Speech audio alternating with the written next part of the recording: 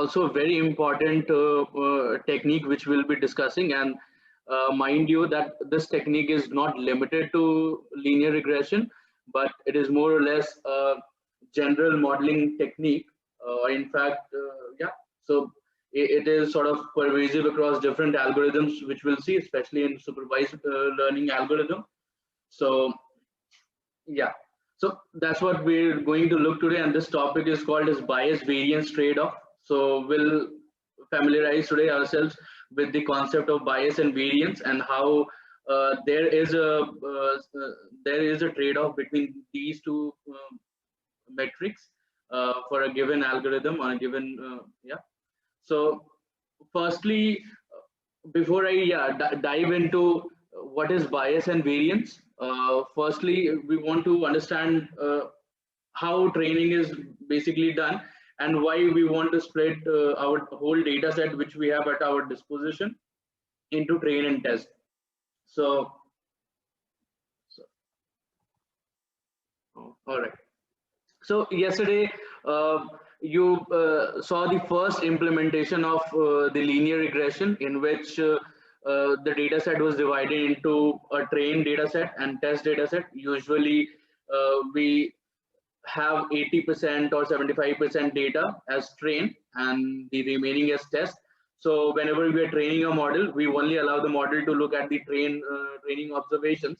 And then once that model is trained, as in the parameters of the models are learned using the training data, we use that same model to test on our test data set and see how our predictions hold. Okay, so this is a very important concept. So the train test split is a technique for evaluating the performance of a machine learning algorithm. So it can be used for any classification or regression problems, and of course can be used for any supervised learning algorithm. So as you're already familiar, that this procedure involves taking a data set and dividing into two subsets. So the first subset will be used to fit the model, and which what we refer to as the training data set, right?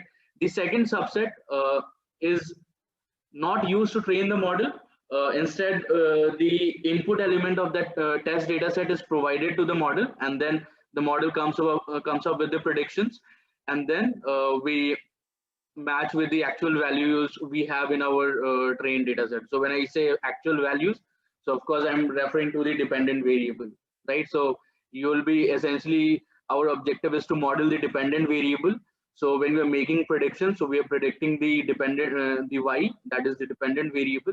So we have one predicted value, a list of values, and then we have corresponding actual values, and then we try to see how much deviations are there from our predicted set of values and the actual values, and that is how we'll be will sort of evaluate our machine learning algorithm, right? So yeah, so the trained data set is used to fit the machine learning model. So whenever I'm saying fit, to fit, that means there are some parameters of any machine learning algorithm, right? So for linear regression, you have beta naught, beta 1, beta 2. So these are referred to as the parameters. And using the trained data set, our objective is to learn these parameters. So for any, let's say, a particular data set, you are given, so beta naught can take, so after that training has been complete, so beta naught can take value, let's say 2.5, beta 1 can take value 2, beta 2 can take value something like 3 for a given trained data set, right? So once that model parameter is learned, and once that model has been trained, so that means our algorithm which is trained, or the machine learning model, will now look, for example, in the case of linear regression, that will look as, so I can write that for you, right? So let's say that function can look like something 2 plus, let's say 3.5x, right, plus 6.5. So this can be x1, x2, something like this, right? So this is our model, and so for any input data in our test, okay, so we'll pass that into here. So we'll allow this function to take the values of x1 and x2 for a given test data set, okay? So So of course, I don't think I need to emphasize over this, but let's say I have this test data set, something like this. So these are x1, x2, x3, x4. So it will have some value, let's say 16, 10, 11, 12, right? So these values will be plugged in here, right? And then there will be a corresponding value for this fx, right? So for these set of values, we'll have some values, something like this is 60 or something like this. And then of course, we already know what are the actual values in our test data set, and we can then compare our predictions and the actual values, right, by putting them side by side or in juxtaposition, and then we'll be able to see how much deviant our predictions are from the actual set of values of y in our test data set. So I hope this particular concept is clear to you. Can you let me know if this particular idea is the concept of train and test is now familiar to you? If not, let me know what concerns you have, and I'll try to clarify these, and then we can move forward. Right. So this particular concept is very easy to understand, right? So when we're talking about training any machine learning algorithm, as in, so we'll take any function. So for example, in linear regression, we took this linear function, which is linear in the parameters, right? And our objective would be to learn these parameters using the training data set, okay? And so we have this set of independent input features, and using this parameter, we're trying to sort of learn the dependent variable, which is y. Okay, so using the training data set, we learn these parameters, right? So always consider this in mind, that when you mean training, you are essentially learning the model parameters. So in the case of linear regression, we have these beta naught, beta 1, beta 2, but for different algorithms, we'll have different set of parameters to deal with. Okay, so uh, so yeah, so once we have learned, we have gotten the learned parameters, as in these values, let's say 2, 3 point. So essentially, you don't know what these values are, right? So these are beta naught, beta 1, beta 2, and using the training data set, you'll come up with this values, beta naught, beta 1, beta 2, and how we'll come up with these values? So by using the gradient descent algorithm, in which so we'll minimize the loss function with respect to these parameters, which are beta naught, beta 1, beta 2, and something else. And then, so once these beta naught, beta 1, and beta 2, all these parameters are known using the training data set, right? So that's the best set of values which we can come up with by looking at that particular training data set. So we still haven't allowed the model to look at the test observations or test data set, right? Now, once we have a function, right? So we now pass each observation of our test data set into that function, and for each observation, we get a prediction, right? And then for each observation or test data, we already know the value of the dependent variable, and then we can compare the dependent variable value or the y value with our predicted value, and then see how much deviant they are. So we can look at the square deviation from them for the two, right? So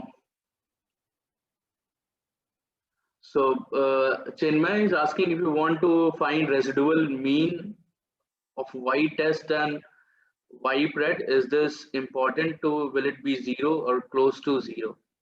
Uh, so so essentially, when you're calculating so the mean of residuals, we would expect that to be closer to 0. So when you're just taking the difference, right? So we expect our model, if that satisfies all the assumptions. So yeah.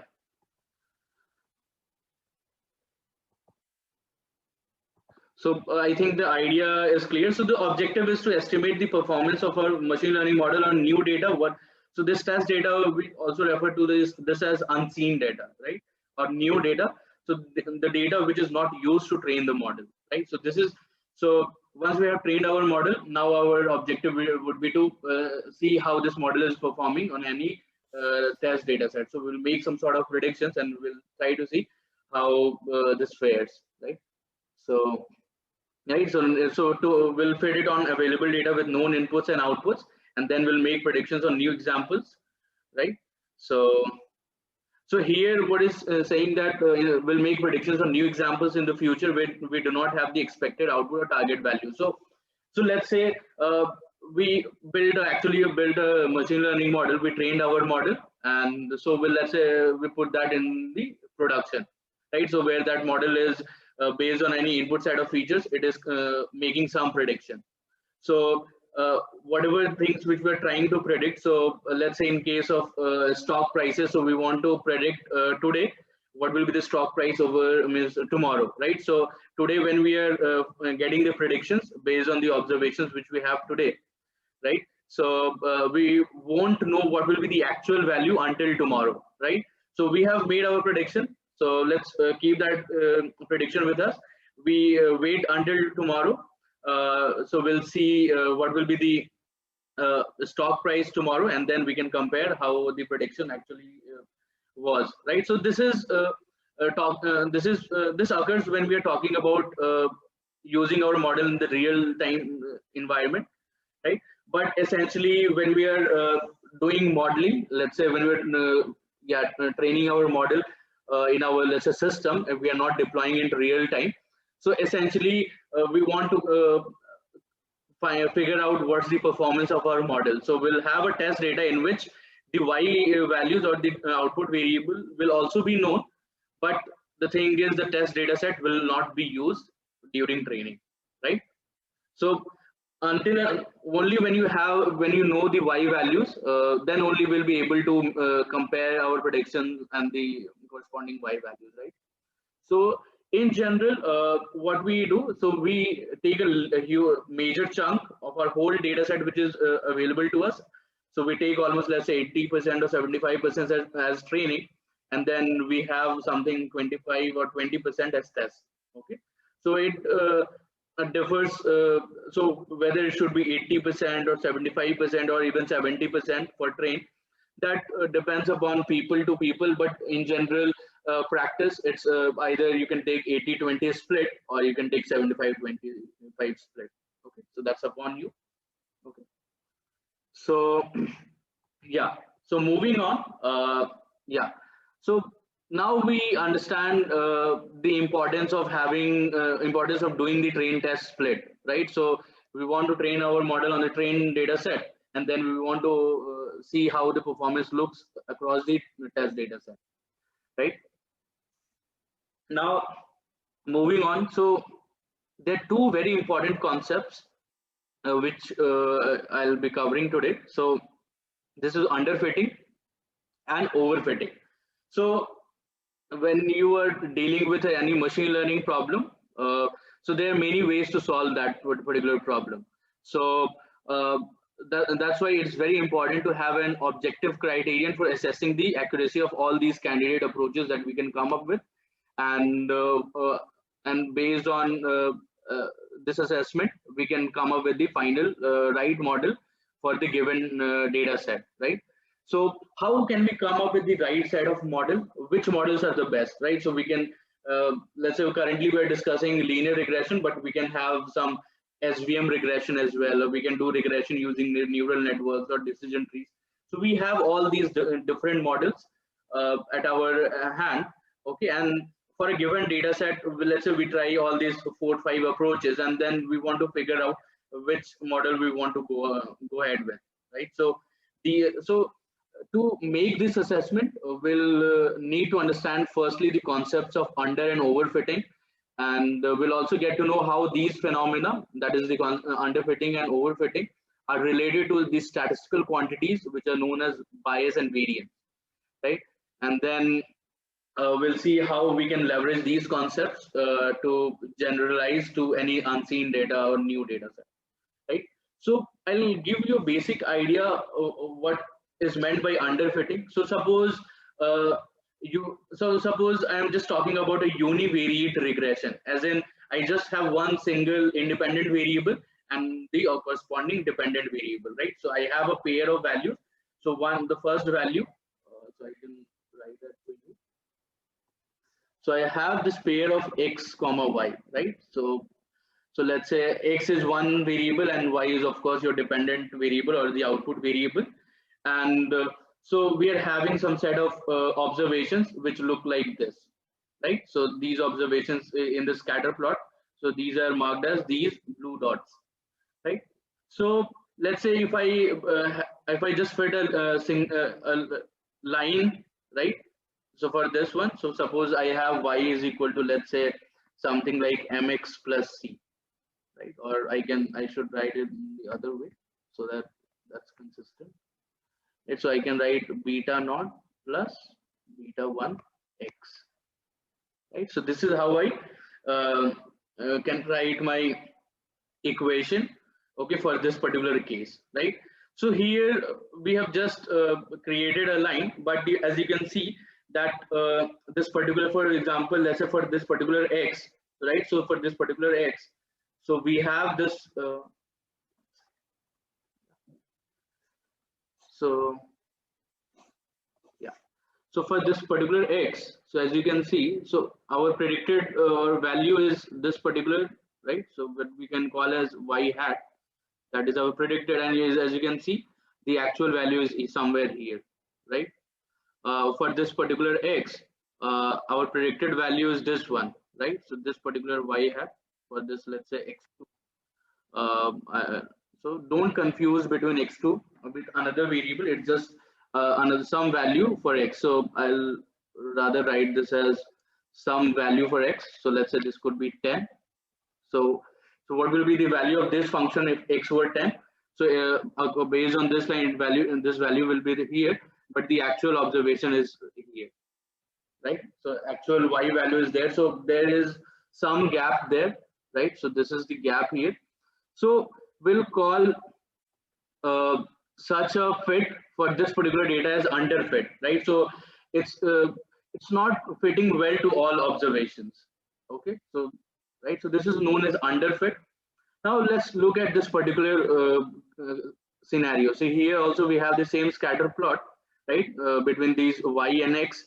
But as you can see, this curve is sort of, yeah, it traces over all the points, right? So for each value of our x, right? So we have a particular predicted value or a value for our function, right?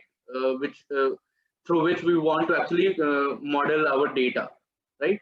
And as you can see that if you are using such a model, let's say this is some curve, right, defined by some function, and as we can see that actual values and the values provided by this function, they're the same, right? So so as you can see, let's say this is y hat and this is y actual, so the deviation between this is 0, okay? So for these set of observations, so this is what we call as overfit.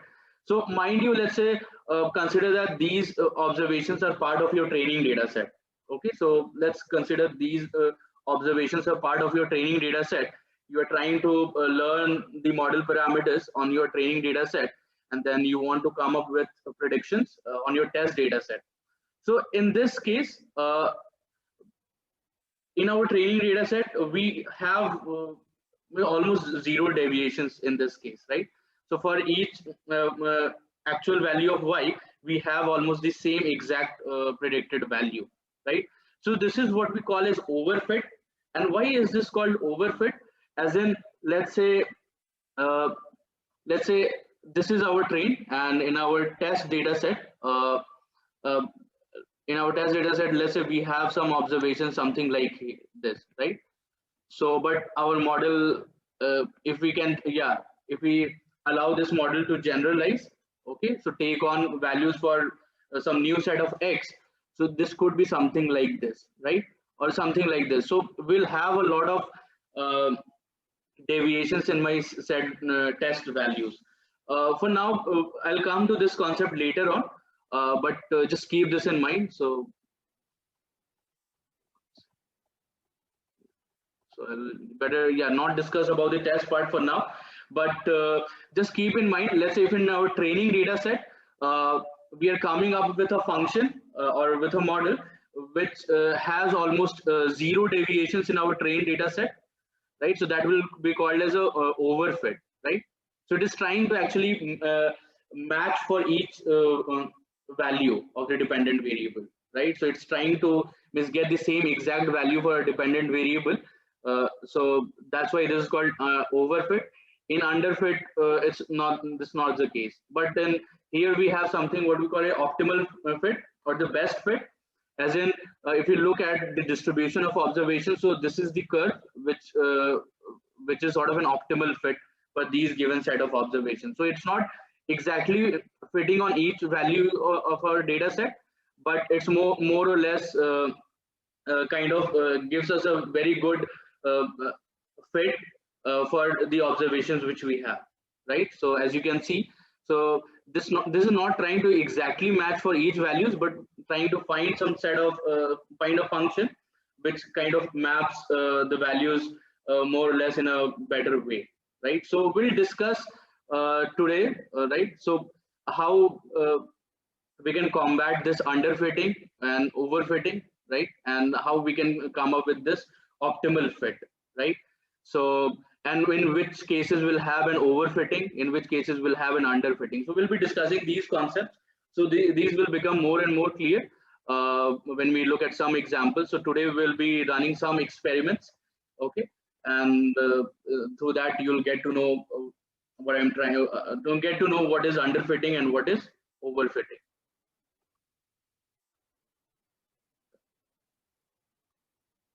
So yeah, so yeah, so when we are trying to perform regression, we want to basically characterize or come up with a function which will tell us which will give us a value of a dependent variable as the values of x or your independent variable is varied, right?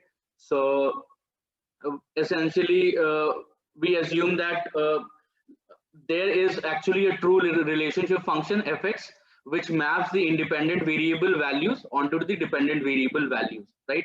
So this is our assumption that actually this data actually derives from from a particular true relationship between x and y. There might not be actual true relationship, but we'll make some assumption, and so we'll try to determine this the form of this function fx from the observations which we have at our hand, that is the training data set. So what observations do we have in our training data set? So these are essentially your independent dependent value pairs, right? So when I'm talking about a univariate regression or a multivariate, so univariate is single variable, multivariate is multiple variable, right? So we can think of these observations as input output pairs, and based on these values we want to come up with a function f. We want to come up with a function which will closely approximate this true function fx, right?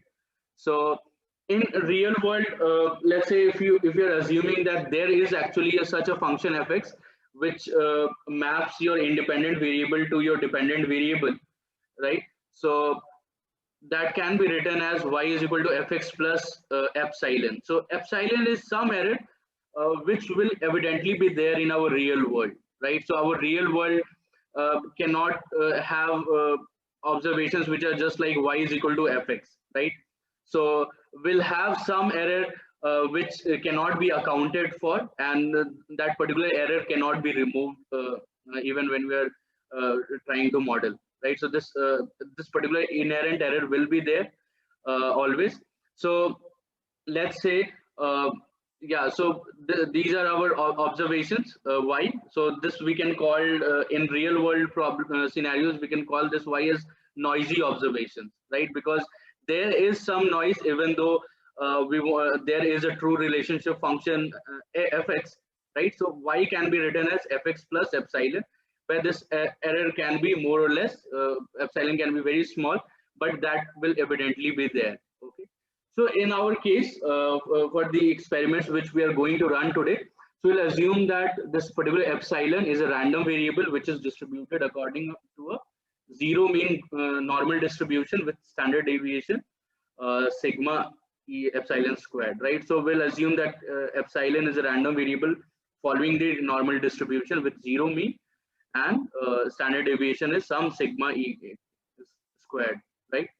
So right Now, what we want to do, we want to so using our trained data set, we want to come up with a function which will help us model this fx, right? So this is our objective. We actually don't know what fx will be, but based on our training data set, we want to come up with some function, let's say gx, which will estimate the fx in a much better, in a better way, right?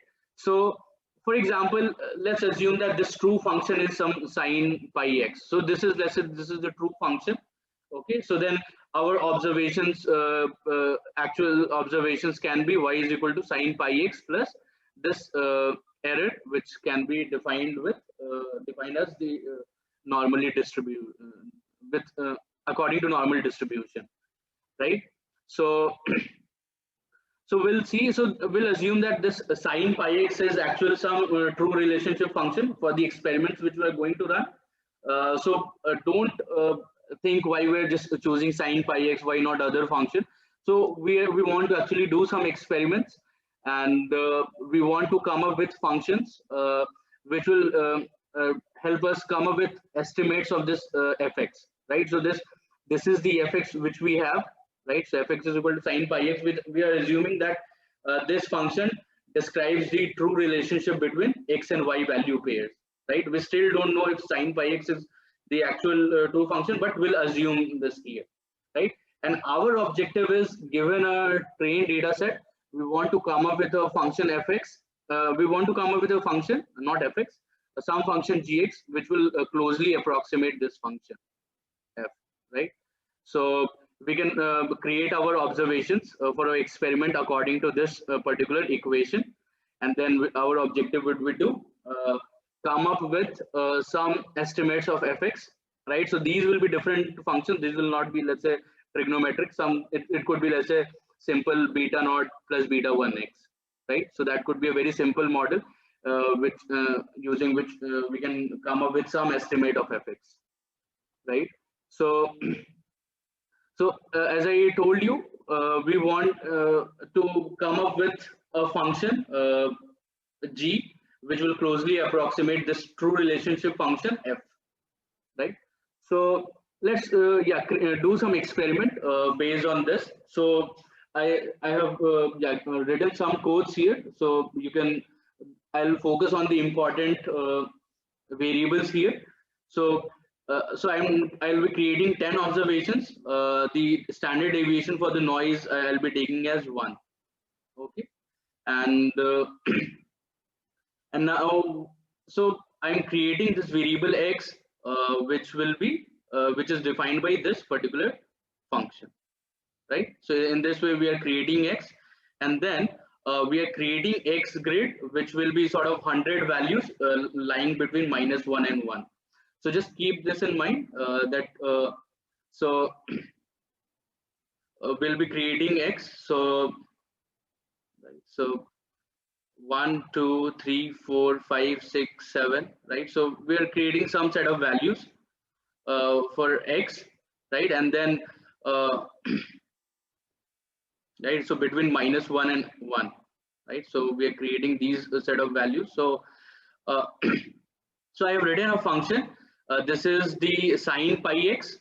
This is what we are assuming as the true function, right? So this is what we are assuming as this true function sine pi x. Okay, so this is the fx. So remember this function, whenever you are seeing fx, that will correspond to this sine pi x, right? And then we want to generate sample data, right? So what we want to do, so we want to return y. So how will y be created? So y will be sine pi x plus some error, which is normally distributed. So in this way, so I'll call this function fx and then add some noise. Okay, so I've already selected and my default value of noise, standard deviation of that noise is this particular value 1. Okay, so now I have created another function which is just to plot these observations. Okay, so I'm just plotting these observations, and so you can see so our actual y are the dots here, and this is the fx, which is sine pi x, right? So this is how sine pi x looks like. So For example, if x is 0, so what will be the value of sine 0? That will be 0. What if x is 1, right? So if x is 1, then sine pi is again 0. Let's say if x is half, so sine pi by 2, right? So if x is half, sine pi by 2 will be 1. And let's say if x is minus half, so sine minus pi by 2 will be minus 1. So in this way, this is what our true function which we are imagining, and these are y. So why we are seeing deviations here? Because I've added this noise term, so that we are assuming that in real world there will be some inevitable noise in our observation. So that's what we're trying to model here. Okay. So these are our x and y value pairs, right? So this is the y for this particular x, this is the y for this particular x, right? So in this way, I've created some set of observations, some set of value pairs of x and y. Okay. So this is so we have just created few observations here, and now what we want to do next. So next, our goal is to characterize this function fx, right? So of course we are given the sine pi x, but in reality we'll never know what this function fx is. Our objective of doing machine learning is essentially to come up with this function fx, come up with an approximate estimate of this function, and we'll have to, so we'll assume that that is some accurate approximation to the actual function which describes the relationship between x and y, right? So I read this. So our goal is to characterize this function fx, but we don't know the function form of fx, right? We don't know that yet, right? So let's say if you're given a data set, a trained data set, and so we don't know what is the relationship between x and y, and the whole objective of doing machine learning is to come up with that relationship between x and y, right? So we want to come up with some approximation of f. So so we need to take some caution here, as in I'll be introducing some terms which you might be familiar with, but you just need to pay some attention. So of course we don't know the function form of fx, but we must instead estimate some other function gx that we believe will provide an accurate approximation to fx, right? So this is what we want to do. So there is some true relationship f, which we don't actually know what that is, but given our data, we want to come up with this estimate function gx that will also call as estimator of fx, and we believe that will provide an accurate approximation of fx, right? So in general, an estimator, so in this case, for example, gx is some parameterized model that can capture a wide range of functional forms, right? So don't worry what are functional forms, just assume that these are some sort of functions only. So one such class of estimators is the weighted combination of ordered polynomials, right? So you've already learned about one such estimator, which is your basic linear regression. So let's say if we had a single variable, so that function, let's say I'll say that gx was beta naught plus beta 1x, right? So this is the function which we have learned from the last two classes, but let's say we can have more variables as well. Okay, we can have another linear model in which we can have so let's say I'm just so I have this one variable x and I have corresponding y, right? So I can come up with another estimator g dx, which can be written as theta naught plus theta 1x plus theta 2x squared plus something like this theta d x to the power d. So this d defines the degree of this polynomial. So I think you might be aware that this is how a polynomial is written, algebraic polynomial looks like. Okay, and we're seeing so this could be one class of estimators, right? So depending upon what's the value of d we want to take, so we can have different set of estimators, and these all estimators will come under one class which we'll call as polynomial regressors or polynomial models. Okay, so as the polynomial order d increases, the functions g dx So this just denotes the degree of your polynomial are able to capture increasingly complex behavior. We'll see how that happens. For example, g naught x. So based on this function, so this is how our g naught x looks like. I'll in fact clear the whole drawing. So how we can write g naught x based on our generalized polynomial function. So g naught x can be written as theta naught plus theta 1 x, right? What will be g1x? So g1x will be theta naught plus theta 1x plus theta 2x squared, right? So sorry, 1 second. So g naught x. Sorry, I made a mistake there. So g naught x. So put d equal to 0, right? So x to the power 0. So we'll just have theta naught here, right? Right. So we'll have theta naught, and then we'll have g1x will be so theta naught plus theta 1x. So as in this is a first order polynomial. This is a 0th order polynomial, right? Right. So we can have g2x. So that will be a quadratic polynomial, right? So theta naught plus theta 1x plus theta 2x square. So one important terminology which you should be aware of. So let's say when we were talking about the multiple linear regression, so what was the equation which we had? So that we had theta. Let's say if I had two variables, so I was writing that as theta 1 x1 plus theta 2 x2, right? So this is how, let's say, we were writing our multiple linear regression. So in this case, bivariate linear regression. But here also you can find some similarity.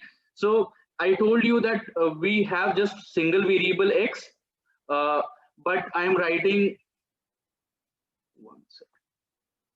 Yeah. So I'm writing theta naught plus theta 1x plus theta 2x squared. So what you can assume that this x, yeah. So you can assume that this x corresponds to x1, this x square can correspond to x2, right? So let's say you are given a variable, you create another variable which is just the squared values of that variable. So that could be another variable, right? So in this way you can see that this is also a function, what we can call as linear regression function, right? So this is, as in when we are saying linear, these are linear in your parameters thetas, right? So we don't have theta 1 squared, theta 2 squared, something like that.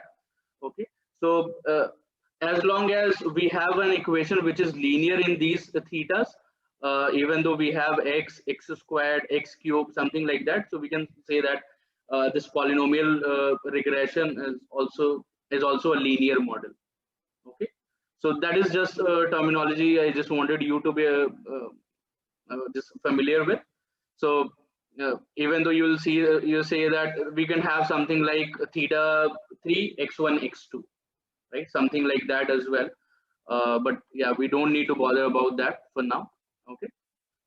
So this is how this is what our, let's say, one class of estimators will look like, which is a d degree polynomial. So so we'll today we'll be looking will be having estimators which are, let's say, 1 degree polynomial, 3 degree polynomial, 10 degree polynomial. So we'll be experimenting with these today. So these could be our estimators of fx, right? So let's say I can call g1x, which is theta naught plus theta 1x. So this is an estimator of fx, right? So this g1x can be an estimator of fx. We can have g3x, which is theta naught plus theta 1x plus theta 2x square plus theta 3x cube, right? So that could be another estimator of fx. We can have more complex polynomial, as in more higher degree polynomial, as in we can have g10x, right? So we can have G1x, we can have G3x, we can have G10x. So these are our different estimators of x. So what we can call these as? So we can call these as estimators of fx, right? So these are the functions using which we can estimate our true function fx, which we don't know, right? But of course, in this experiment, we have assumed that fx to be sine pi x, right? So these functions will be called estimators of fx, and the objective of any doing machine learning, especially supervised learning, is to come up with these estimators gx, right? So here we are having linear models, but later on when we discuss, we can have very complex non-linear models as well, right? So you'll get to know why those models are non-linear, but for now you should just understand that this is an example of a linear model, as in this model is linear in the parameters theta here, right?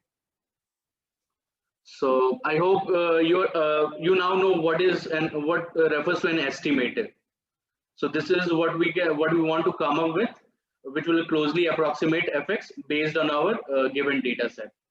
So is this concept of estimator clear to you people? Can you let me know so that I can move forward and we can actually do an experiment with this? Yeah. So this concept of estimator should now be familiar to you. All right. So yeah. Okay, that's great. So yeah, everyone is with me at this moment at least. Okay, so let's do some experiment.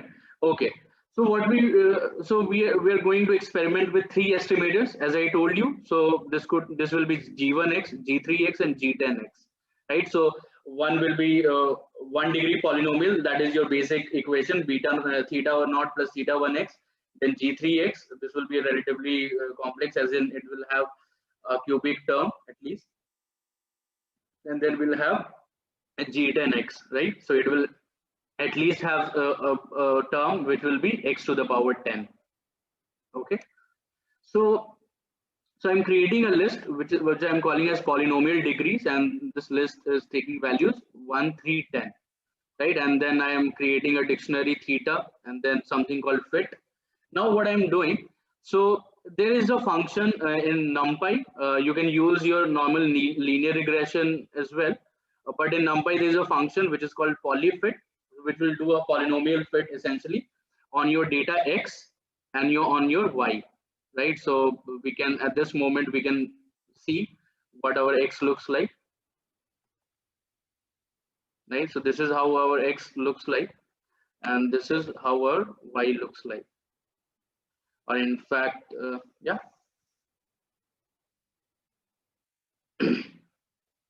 So for each value of x, we have some value of y, right? So this is how our x and y look like.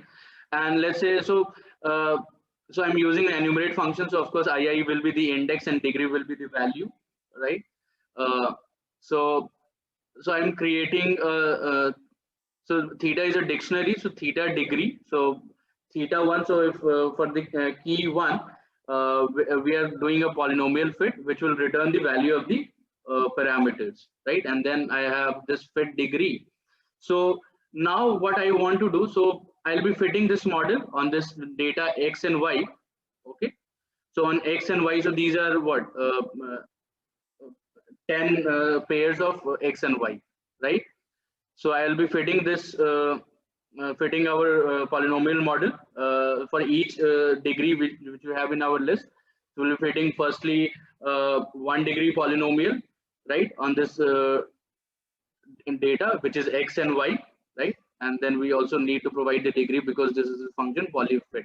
Okay, so let's say if these functions are new to you, do not worry about them, as in they don't have a lot of concept involved in that, but you just need to understand what these functions do, right? So this np.polyfit, it fits this provided degree polynomial on this data x and y, right? And then now there is another function polyvel. What it will do, so once we have fit this polynomial, so as in for, let's say, for this 1 degree polynomial, we'll have, let's say, theta. So I'll just write g1x will be theta naught, plus theta 1x, right? So for these 10 so for these 10 pairs, we are fitting up 1 degree, we are fitting this function, okay? And then, so for these, from these 10 x and y pairs, we'll get some values of theta naught and theta 1, and that could be some value, right? So, yeah, right. Now, let's say this comes out to be something like, let's say 0.0. So this is our function, let's say, which we have gotten by looking at these 10 pairs of numbers, right? So 10 observations of x and y pairs, right? So let's say we can get these values, theta and theta 1. Essentially, we're getting these values, 0.04, from this particular np.polyfit, right? Now, once we have this particular function, right? So this not necessarily it will be this value. Of course, we'll have to print them and see what value it is having. But what we can do, uh, so we have this x grid, which you remember from earlier what x grid had, right? So in x grid, I had around 100 observations between -1 and 1, right? So this is what our x grid has, right? So now using this function, I will try to yeah. So I'll put all these 100 values of x and see what is the corresponding value of g1. Okay. So and that we can actually plot, right? So this fit degree will give us that particular value, and x grid is the x, right? So for this g1x, which is the orange line here, so for all these values, we are getting this particular straight line, right? So we have already come up with this function. Now I am plugging all these 100 values between -1 and 1, and so right. So and I'm seeing what is the corresponding value of g1 there, and then I'm just plotting that. So all those 100x values of x and y, right? So I can actually run this one, right? So you can see what your x grid looks like, right? So these are some values between 1 and then right. So we can see what fit looks like. Sorry.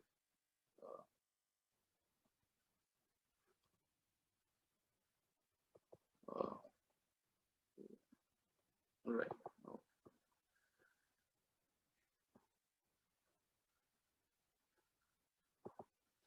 So let's see what fit looks like. So fit is a dictionary.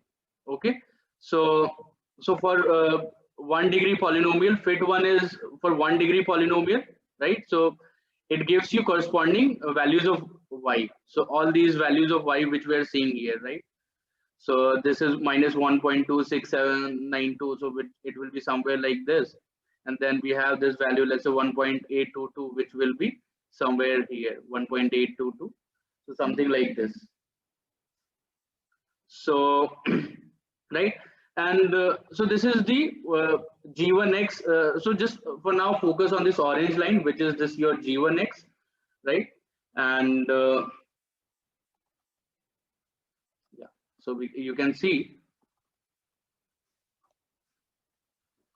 now we'll be repeating the same set of same experiment for another degrees.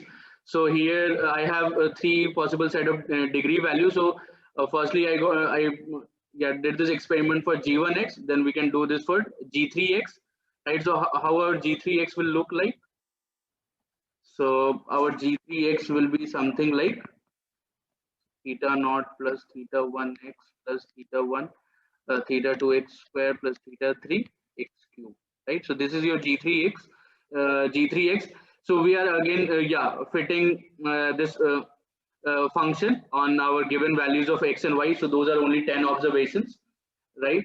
And and then once we have got these parameters theta naught, theta 1, theta 2, theta 3 from these 10 observations, we are making the predictions on all those 100 x values, right, which is defined by your x grid, right? So that's why this is called Polyvel. So here you are not fitting, so you've come up with a model, let's say some G3x, and then you're just plugging all those 100 values of x in your G3 and getting some value. So here, if you look at right, so for this G3x, which is your blue curve here, so it looks like something like this. Then we can do fit a 10-degree polynomial.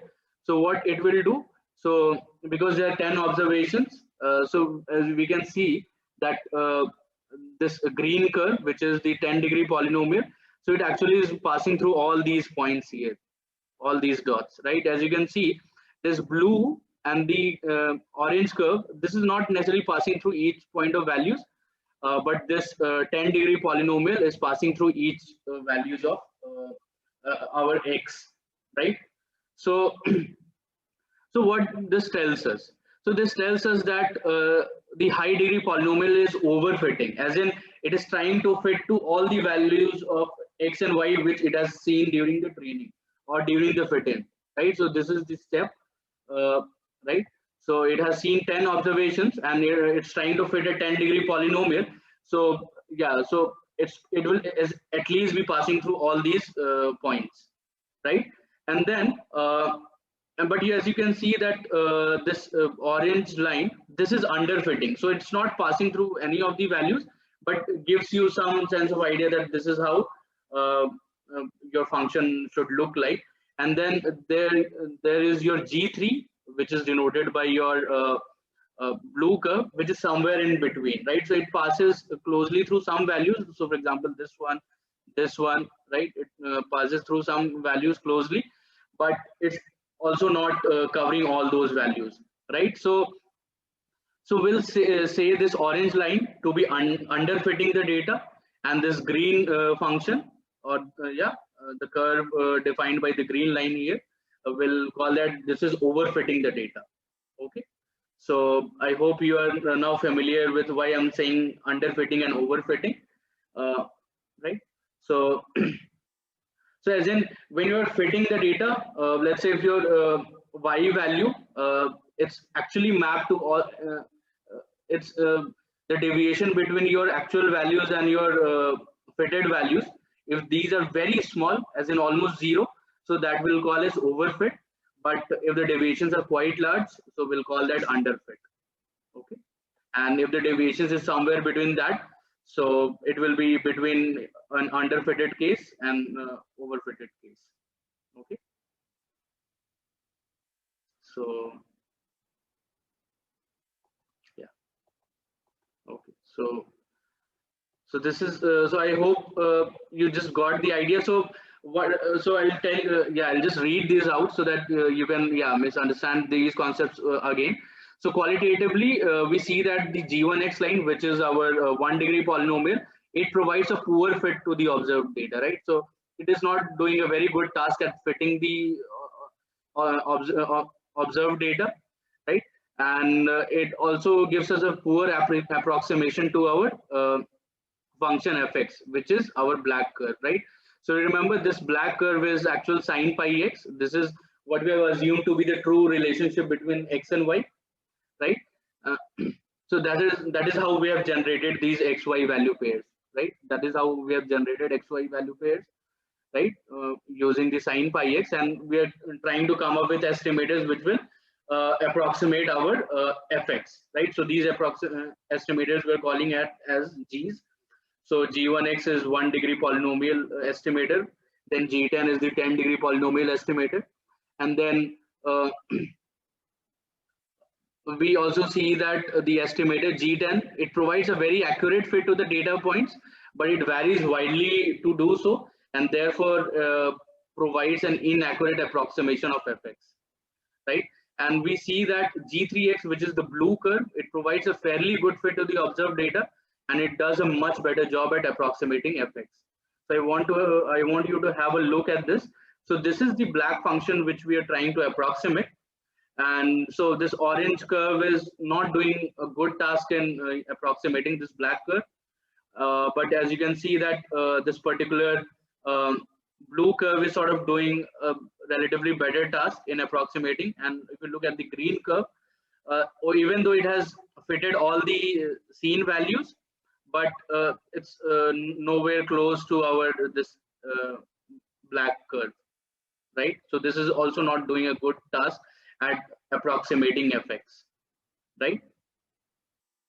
So you remember what our original objective was? So our objective was to approximate Fx and not the data points per se, right? So of course, as you'll say, based on your 10 data points, right, you'll say that the green curve has done the or the 10-degree polynomial is giving us the best fit, right, because it has actually fitted all the values.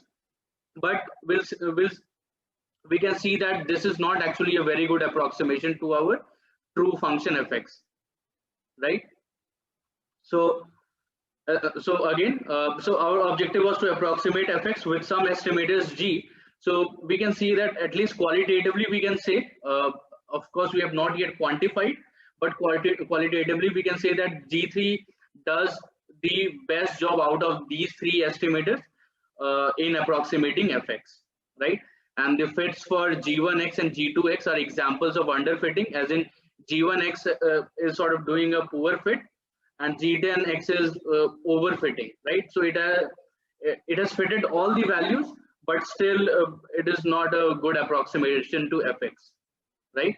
So underfitting occurs when an estimator Gx, it is not flexible enough to capture the underlying trends in the observed data.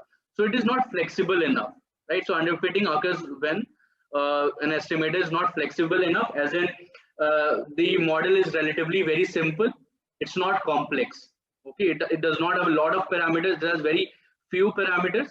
So in that case, an estimator will underfit the data, right? So that is what is meant by this particular line, that when an estimator is not flexible enough to capture the underlying trends in the observed data, that's when it is going to underfit your data.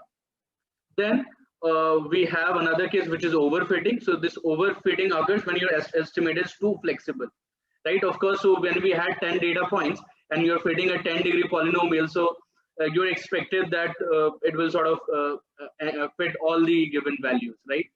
But that was happening because your estimator was too flexible, right? It was too complex. It has a lot of more learnable parameters, and that's why this estimator is more flexible, as in your 10-degree polynomial, right? So allowing it to capture illusory trends in the data, but these trends could often be the result of noise in observations Y. So, right, so that's why we are seeing that this particular green curve is does not seem like a good approximation to this particular function, which is your sin pi x in this case. But the blue curve does a better job, so that is G3x. So I'll write these here so you can, yeah, so this curve is underfitting, right, or doing a poor fit. So it's underfitting, right? This green curve is overfitting, and we can say that this blue curve, right? So this blue curve is sort of giving us an optimal fit, right? So it is giving us an optimal fit, right? So it's more or less at least out of these three estimators, we can also have a 4-degree polynomial that could give us a much better approximation to the sin pi x. But out of these three estimators, we can flag them as, so this is the model, this is the estimator with very few parameters is going to underfit. This green curve, which is a model with too many parameters, which is flexible enough, so it will overfit the data. But this blue curve, which does not have a very large number or very small number of parameters, but somewhere in between, so it is going to give us an optimal fit. Okay, so I hope this concept of overfitting and underfitting is clear to you, at least with this particular experiment. So can I know from you if this concept is clear? The concept of overfitting and underfitting, right? So when you're choosing high degree polynomial, that is a complex model, right? So a model with a large number of parameters is more complex. A model with a very small number of parameters is simple, right? So we are going from simple to complex when we are going from degrees 1 to 10, right? So I hope, yeah, it's clear to you. Yeah, that's great. So yeah, so now once we have understood the concept of underfitting and overfitting, we will glance upon the concepts bias and variance of an estimator. So before I go ahead, so of course you know what is an estimator, right? So an estimator is again a function which we want to come up with, which will model the relationship between our observed pairs of x and y, right? So this is what an estimator is, right? So the model fits for GDX, as in D is your degree of freedom. It's the same function which we have seen above. So discussed above were based on a single randomly sampled data set of observations y, right? So when we fit that model, so that was on a particular data set of 10 observations, right? So we had x and y. So I can tell you that how our data there looked like, right? So we had some 10 observations, right? And we had some values of x and y, right? And we were sort of trying to find a approximate function. We're trying to model y with a function g. That is what we're calling as estimated, right? So this is 10 observations. Yeah. So right. So now however, because your epsilon, remember we added some noise to our dependent variable y. So there are in principle a potentially infinite number of random data sets that can be observed, right? So I guess you would agree with this particular point that in principle we can have potentially infinite number of random data sets, right?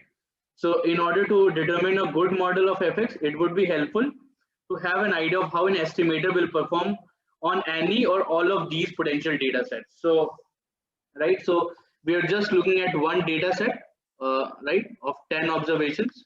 So just looking at one data set, but we can actually repeat this experiment for a given estimator, let's say for g1x, right? So we can repeat this experiment across a lot of data sets, right? So to get an idea of how each of the estimators discussed above, right? So how they perform, in general, we can repeat the model fitting procedure for many data sets, right? So we just fit a model for a data set consisting of 10 observations, but we can in fact repeat this analysis for as many data sets as we want. So in our experiment, we'll do such fitting for a given estimator, right? So I'm saying for a given estimator, that is, let's say G1x, we'll be performing an analysis where we'll sample 50 independent data sets. So you remember, so when we written x and y function, so this thing will be the same, right? So fx will be the same because we have the same set of x, right? But whenever we are randomly sampling, taking the noise, right? So this value could be different. So our data set will differ. Even though the values of x are same, y can be different because we are sampling from a normal distribution for noise, from sampling from normal distribution, and so we can have different values of y when we're looking at different data sets, right? So we can definitely say that these data sets are different. So we have a different set of values for x and y pairs, right? So I hope that makes sense for our given example, right? So I'll just write this again. So what was y? Y is equal to fx plus some noise. So this is what will change, which will change the value of y. This will be more, this will remain the same. Okay, so x will remain the same, and but the noise when we sample it randomly, so that might change. So this pair of, so this x comma y, right? This x comma y. So this whole pair will change because y is changing depending on the noise. So what we want to do actually to do with this experiment, so we want to see how our estimated, so for example this g1x performs across all these data sets, right? So we will have uh, uh, so we'll have 50 data sets, each consisting of 10 observations, right? So so yeah, I hope, yeah, that's clear. Yeah, so here is another function which I have written. In this case, I'll just be looking at only two estimators, which is your G1x and G3x. So I'll just be looking at for now to do this experiment. So here I have, so I'll be doing 50 simulations, as in we'll be creating 50 data sets. Okay, so so I have this function sample fx data, right? So remember your sample fx, what, how it looked like. Yeah, so this looks like, so it returned this particular value of y, right? So fx plus some noise. So for our whatever the x we have will, yeah, for each simulation, or as in for each data set, we'll have a different set of values for y. So of course we'll say that that's a different data set because y is changing, right? So again, what we are doing, we are uh, yeah, so we are fitting, so for all these simulations, so let's say for one particular data set, what we are doing, we're repeating the same exercise as we have done above. So for each data set, we are fitting these estimators, which are G1x and G3x. So I'll just write this here so that you have this in mind. So we will be fitting these two estimators across, sorry, so across 50 data sets, or what I'm calling as simulations, right? So so yeah, so I'm just fitting this here, right? I'm fitting this, and then once I have gotten that estimator, so I'll just try to get the value of those estimators for all the 100 values of x. So remember x grid from earlier. So this we are not changing. So of course it has a set of 100 values between -1 and 1. So we are sort of predicting on all these set of values with our fitted estimator. So for each degree, we have, let's say, this line will give you all those set of possible values of G1. Means it will give you 100 values of G1 for all those x's in your x grid, right? Remember, we had 100 such values lying between -1 and 1. Now next, I have calculated this error function, so which will sort of return the square difference between your pred and actual, right? So actual we know, right? That is your sign. We actually know y, right? We know this y, right? So this is our actual y. Yeah. So we are doing the same set of things, and now, yeah, we're just doing some plots. So what we are doing here, so we are running 50 simulations for, let's say, just focus on G1x for now, right? So I'll tell you what this graph depicts. So for this estimated G1x, that is when we are fitting G1x, that is for 1 degree polynomial across 50 data sets, this is what it looks like. So this particular, so all these light lines, light orange lines, so these are single model fits for G1, right? So we are doing 50 simulations. So you can see there are 50 such single simulated lines, right? So are you able to understand these light shaded lines which are here? So all these lines have been obtained by, so how these have been obtained? So I'll just give you the recipe for that. That's the same thing which we have done from above. So I'll just give you, so just focus on this particular single line. So let's focus on this particular line, right? So this particular line. So how we are getting that? So we are getting a data set which is your x and y value pairs. We are doing np dot polyfit on this, right? So we are getting some. So for this, I'll just avoid this np dot polyfit because I already know. Yeah. So we are fitting G1x, right? So let's say G1, this G1x for this particular data set, which is your 10 observations, right? So 10 rows.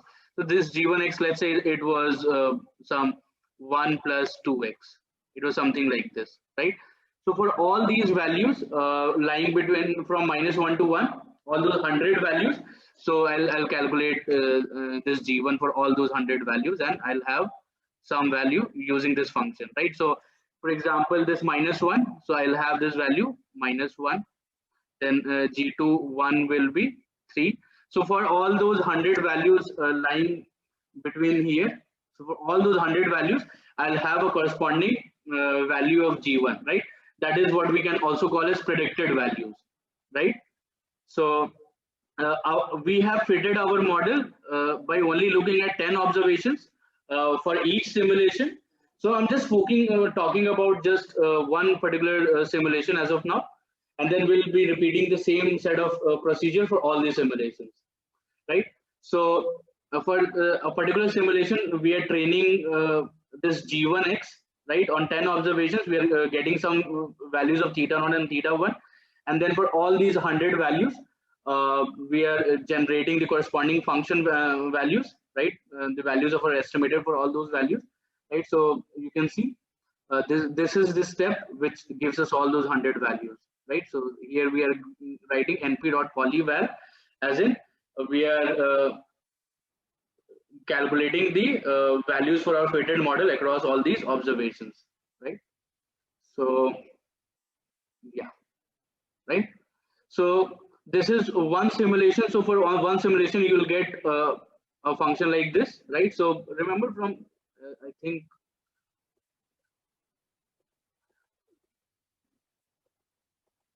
so from above, so one simulation looked, so for just think of this particular orange line, right? So this was just one simulation for a given data set which consisted of 10 observations where we had two variables x and y, right?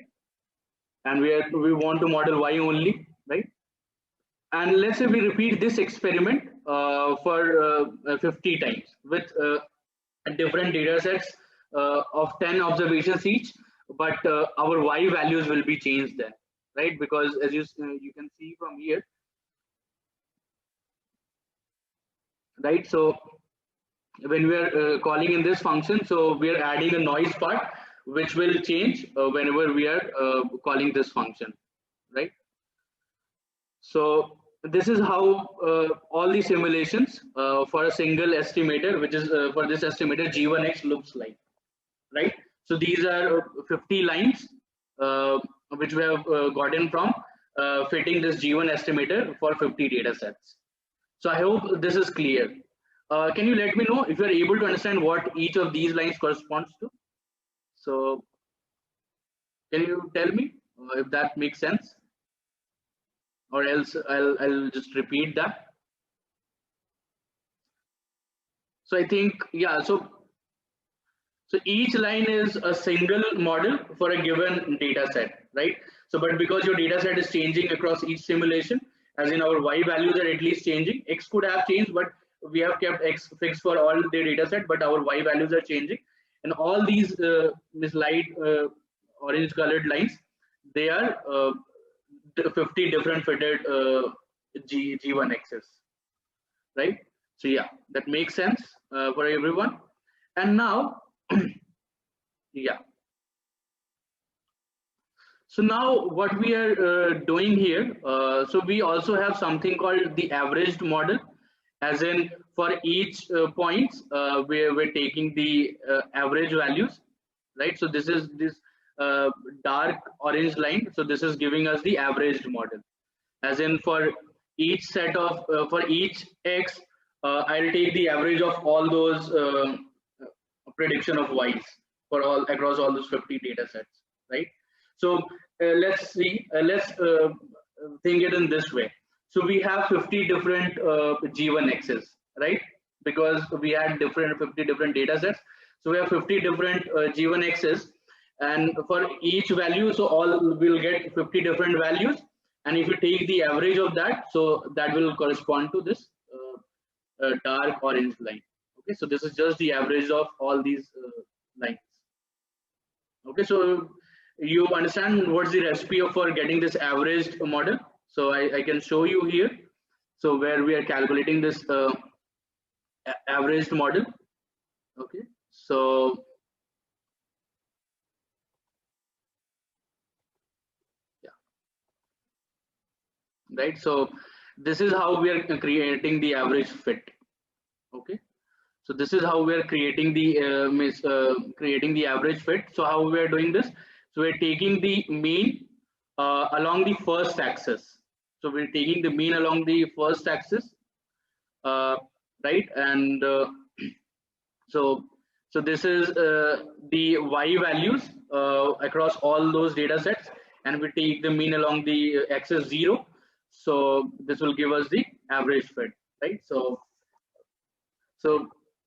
you have let's say this is X, right? So yeah, so this is, let's say G1, let's say, one second. So let's say this is G1 on the first data set. Okay, let's say this is your G2 for the second. I think I should do it in another way.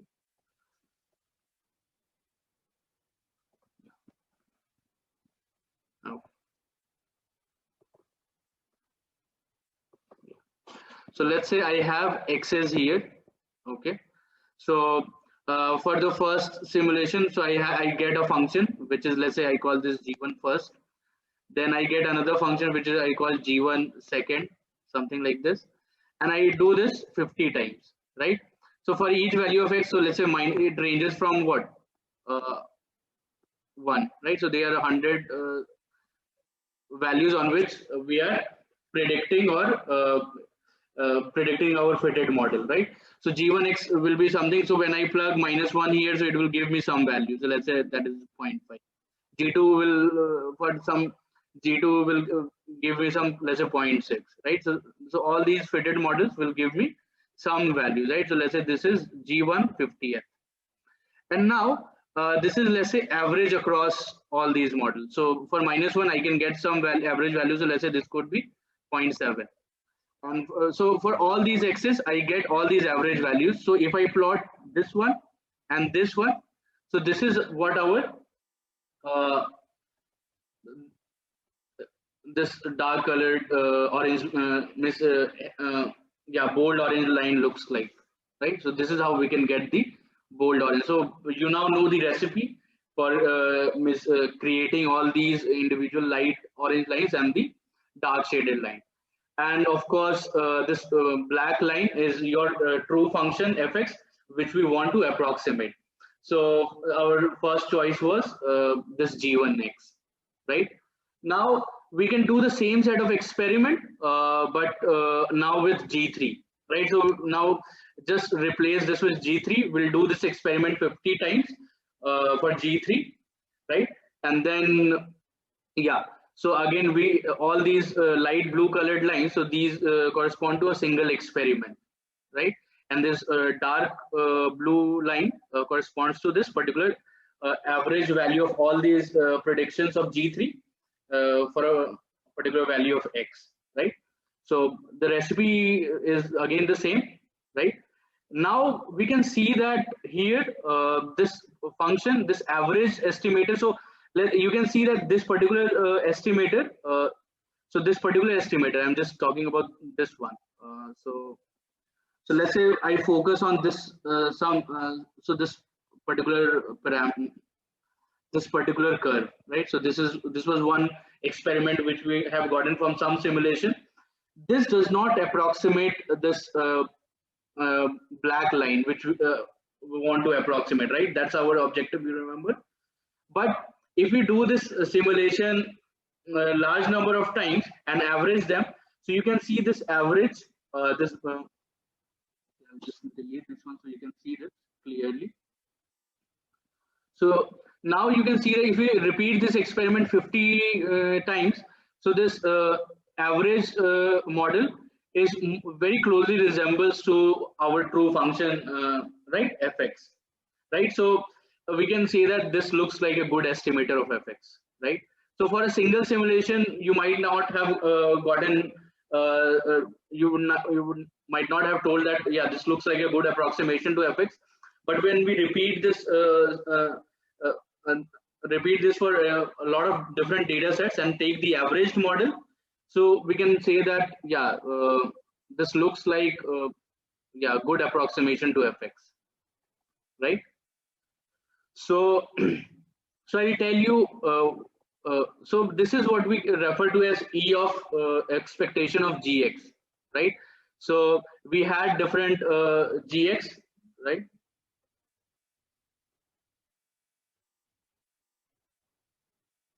Yeah. So Devashish is asking that we can create the data set here. What do we do with real data? So in real data, of course, I'll tell you what is the objective of carrying out this experiment. The objective is we want to understand the concept of underfitting and overfitting. And once we know these concepts, so this is actually a theory, and we're trying to understand this theory by doing some experiments, right? So by doing using some synthetic data. But when we actually do the machine learning modeling on any data, so by looking at the performance across test and train, we'll be able to say that, yeah, this model seems this is underfitting or overfitting, right? So there we don't have to repeat these experiments. But when we're training a particular model for any chosen algorithm, so we can say then, right? So this is to just understand the concept of underfitting and overfitting, and the very important concept of bias and bias variance, right? So this is what I'm getting into it, and I hope, yeah, so just yeah, bear with me for a while and these concepts will become clear, right? So we're doing a lot of experiments now so that we just understand what is actually happening, right?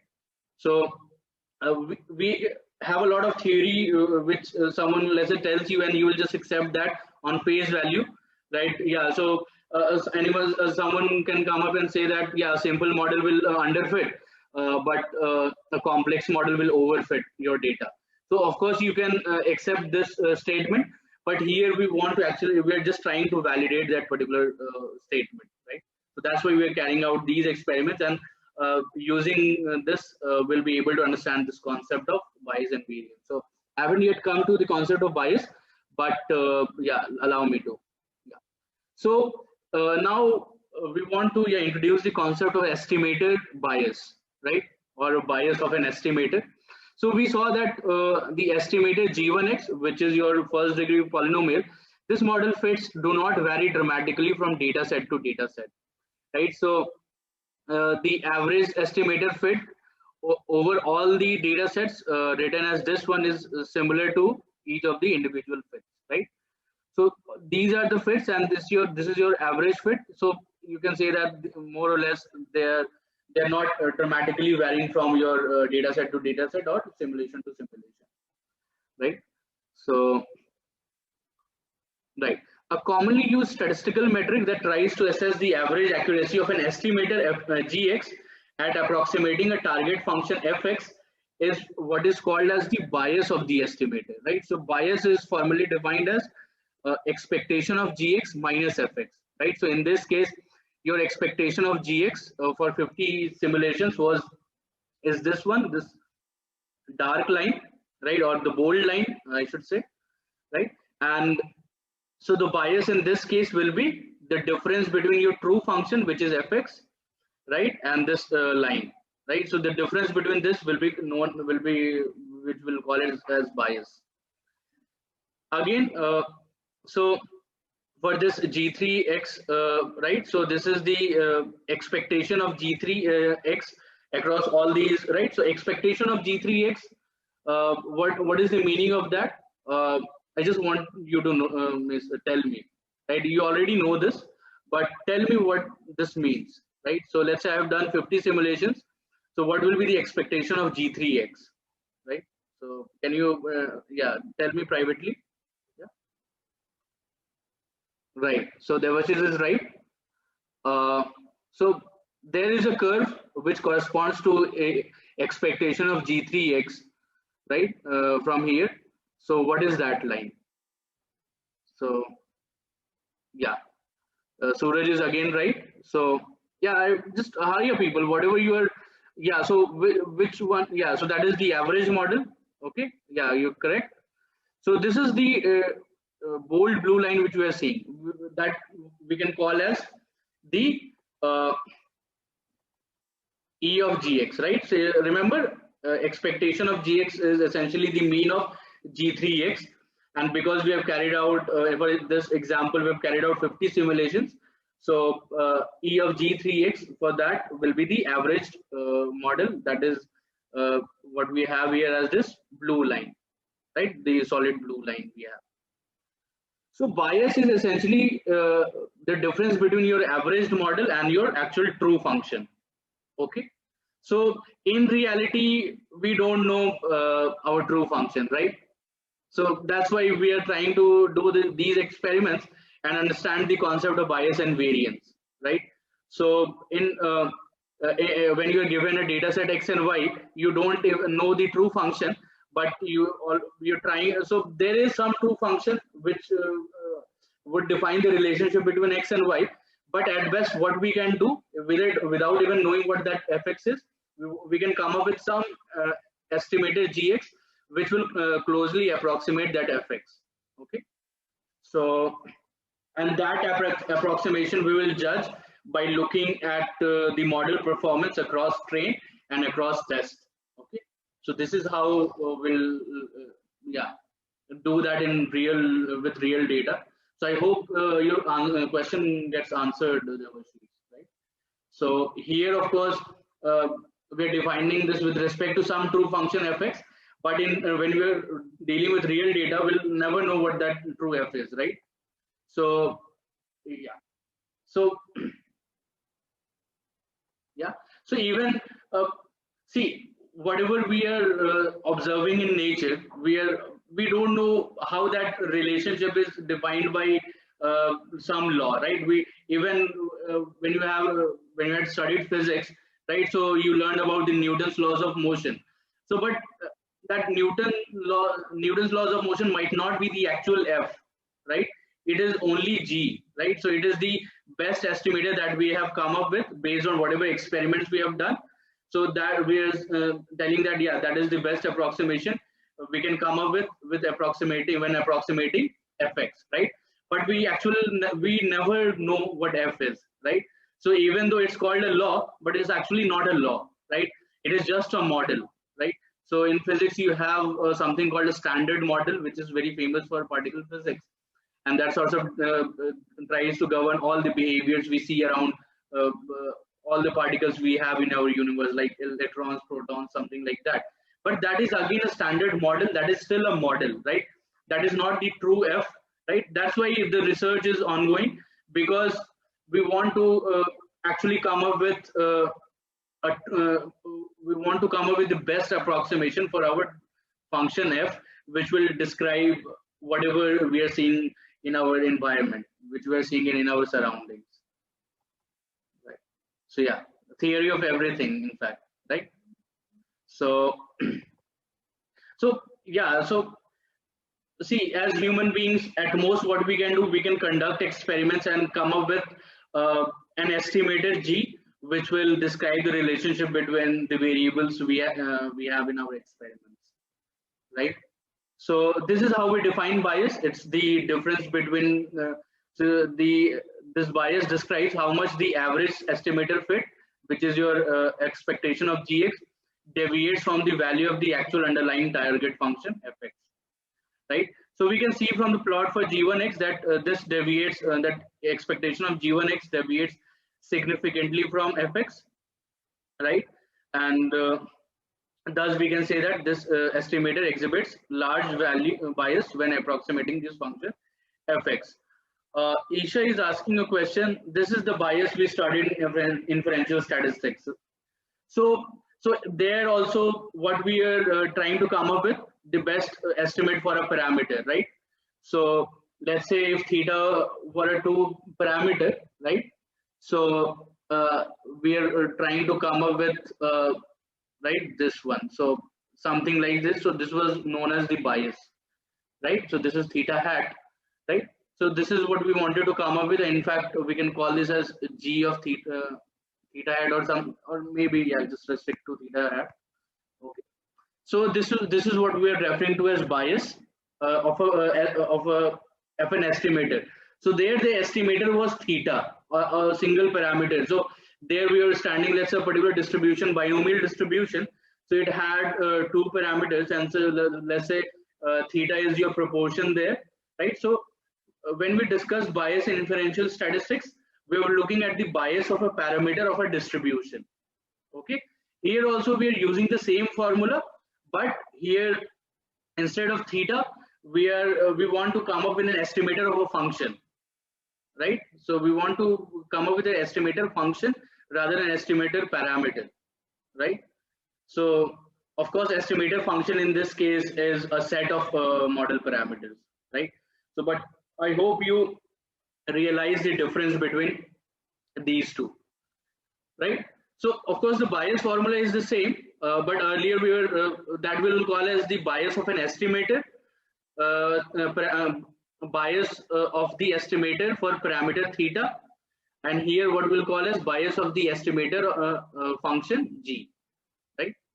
So I hope that difference is clear. Yeah, that makes sense.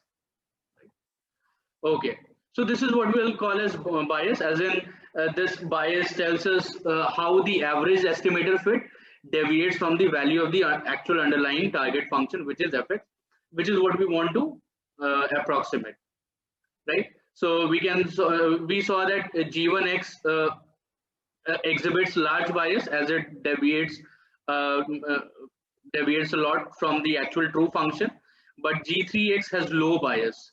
Okay, as in it closely resembles, as in the deviations are very small between the average fit and your true underlying function, right? So G1x will say that it exhibits large bias, and G3x will call that it exhibits low bias. Okay, so a simple way, you can say that because G1x was a simple model, so simple model will have large bias, and let's say a relatively complex model will have low bias. Okay, so we'll get to this, as in how the bias looks like if we vary the model complexity, as in we vary from, let's say, polynomial degree 1 to, let's say, polynomial degree 10. So how the bias will look like, so we'll come to that. So we have done that experiment and we'll be discussing that. Then there is another estimator variance. Okay, so remember, so in statistics your estimator was the estimator of parameter theta. Here the estimator term is this is meant to describe the estimator function Gx. Okay, so now what is estimator variance? So another common statistical metric attempts to capture the average consistency of an estimator when fit to multiple data sets. So remember, in bias we wanted to assess the average accuracy of an estimator at approximating a target function, but here in variance we want to capture the average consistency of an estimator when fit to multiple data sets.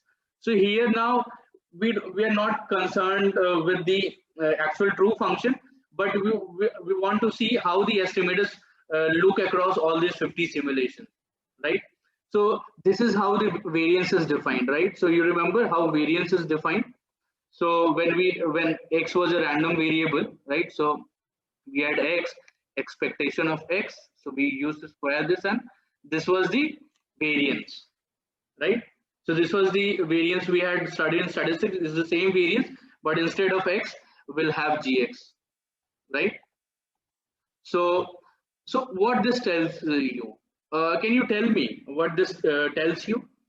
So, in the square, within the square brackets, so ignore this square term. Just tell me. So this is gx minus expectation of gx, and then we are squaring this term and then taking the expectation for that. So what does this tell you? Yeah, Suraj is pretty bang on this. I want to get answer from other people. So it's a straightforward concept. It's the same concept of variance. What does variance tells you, right? So yeah, it tells how it varies about the mean, right? So it tells how the values are spread or varies around mean, right? So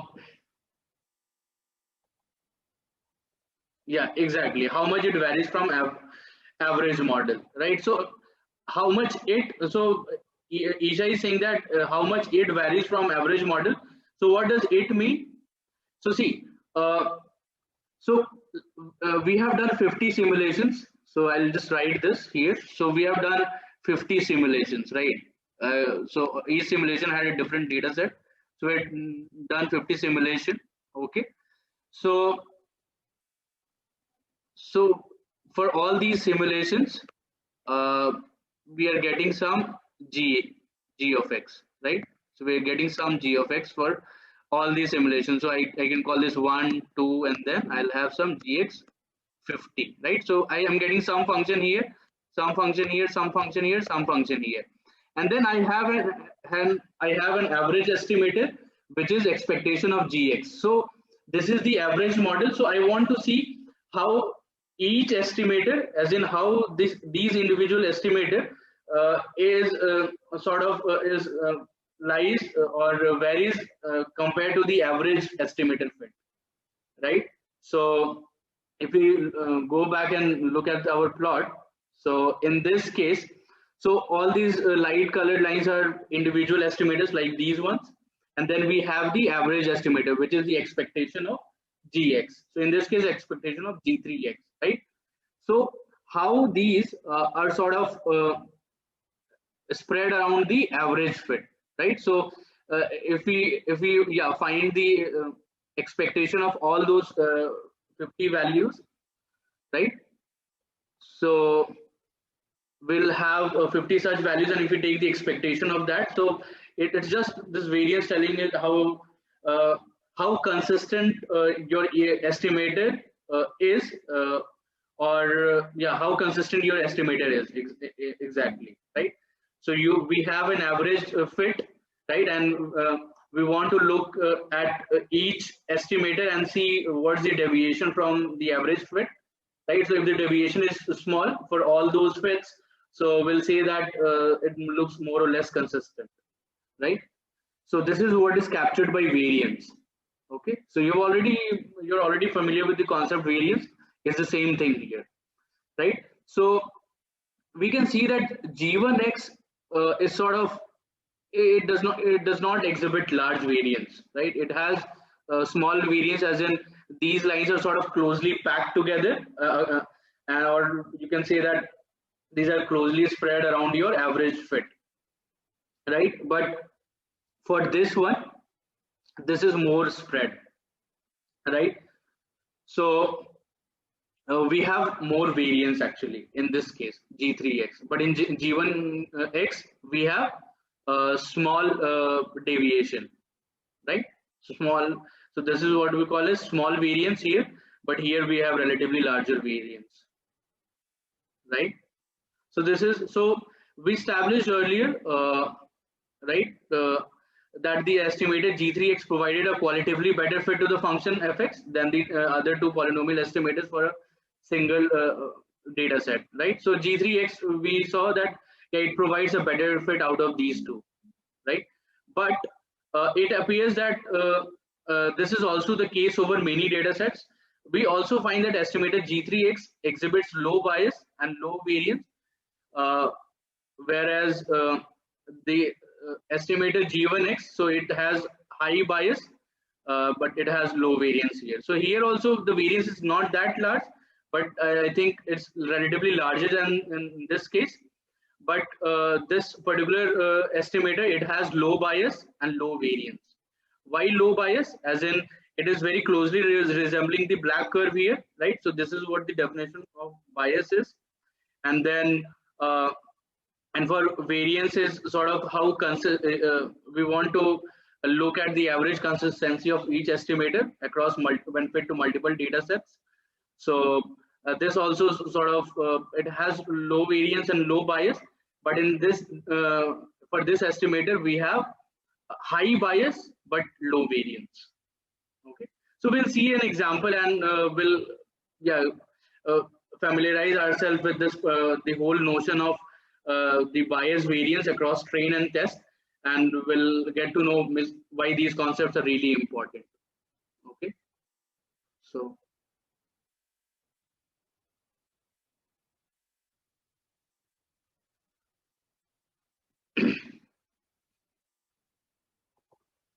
so moving on. So expected prediction error and the bias variance trade-off, right? So uh, so what we actually want to do, so let's say this is the function which we want to come up with, which will closely resemble our actual values y, right? So for a given estimated gx, which we want to fit to a data set of xy pairs, right? So what will be the expected prediction error when we observe new data points x star and y star, right?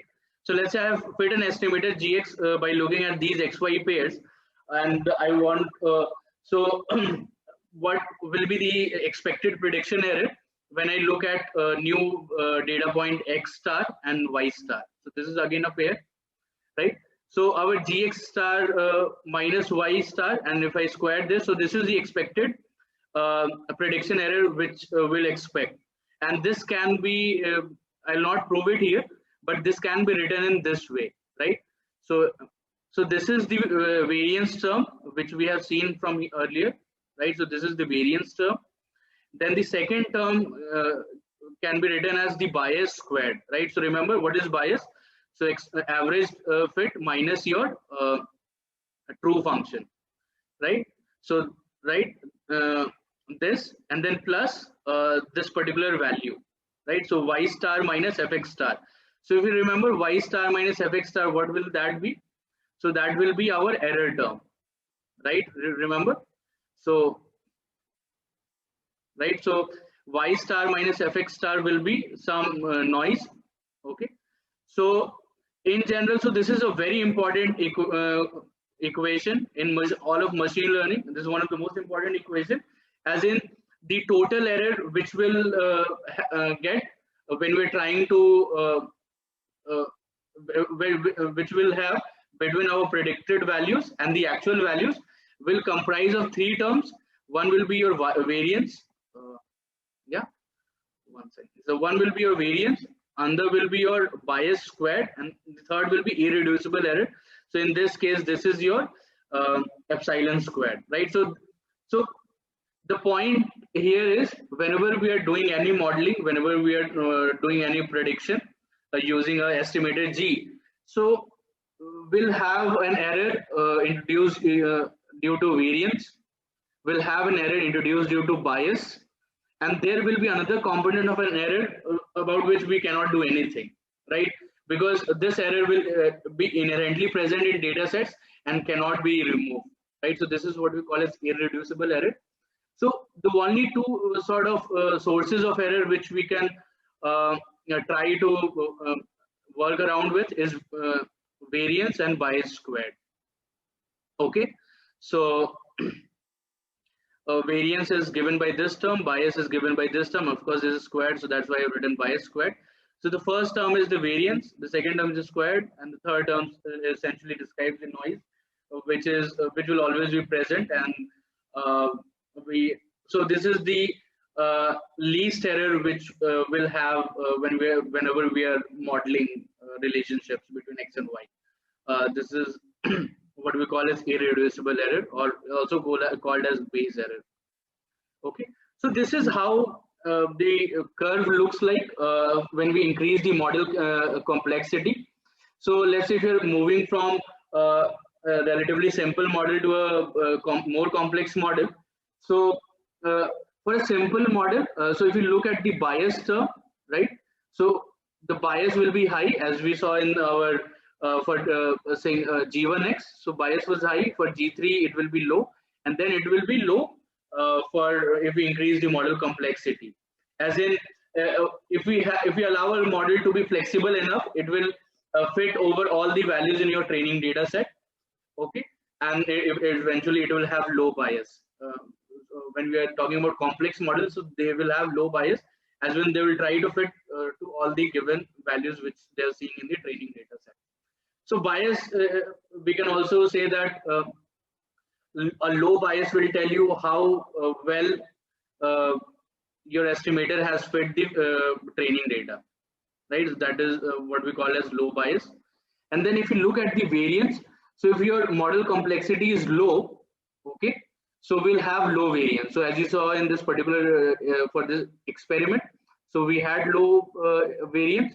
For G3 also we had relatively larger variance, right? And if we increase the model complexity, we'll have a lot of variance, right?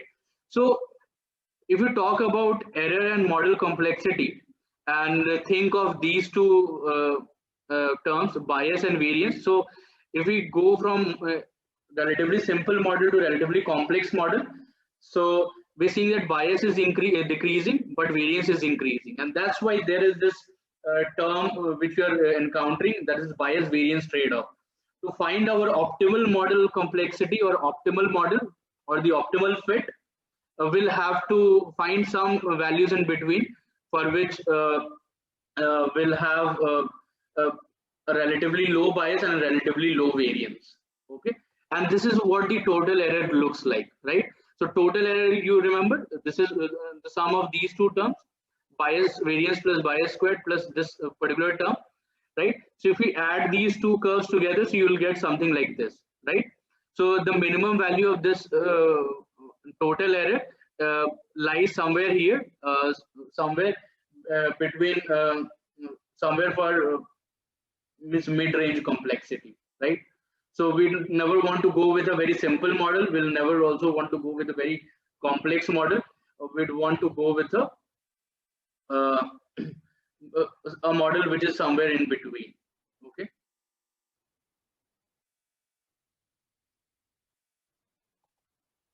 So let's do an experiment. I think we're running out of time. So, but let's do an experiment on our data, and yeah, well. So here also, what I am doing, so we are focusing on three polynomial degrees, 1, 3, and 10. Okay, and we have 100 data sets. So earlier we are doing the simulations on 50 data sets. So, but now we have 100.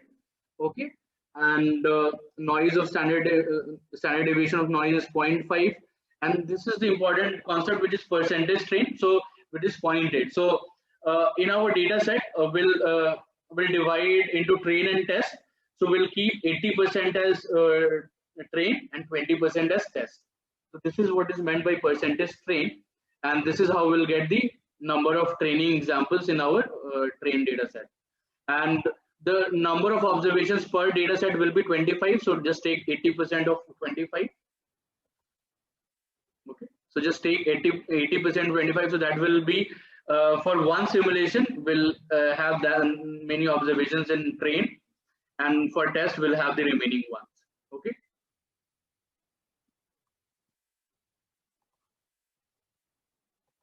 So NP dot ceil is basically, it's like the ceiling of X, right? So it takes the least integer greater than or equal to that particular value.